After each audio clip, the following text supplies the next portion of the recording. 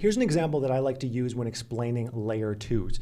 So let's say your boss asked you to do some task, and a part of that task is 10 individual tasks before the main task is complete.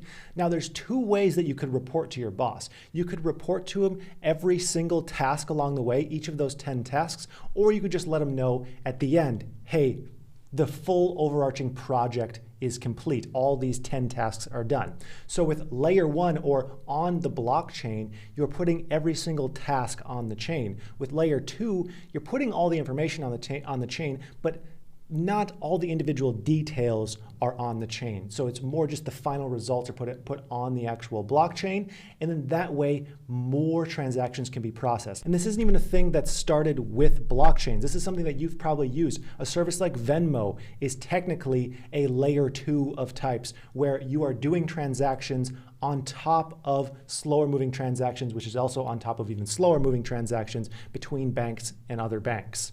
So this is something that's already used, and blockchains are adopting it because the transaction per second issue is a huge issue if blockchains are actually going to scale worldwide and be used in everyday transactions. And another note here, thanks for tuning in, and if you enjoyed this content, make sure you subscribe to the main channel as well right here.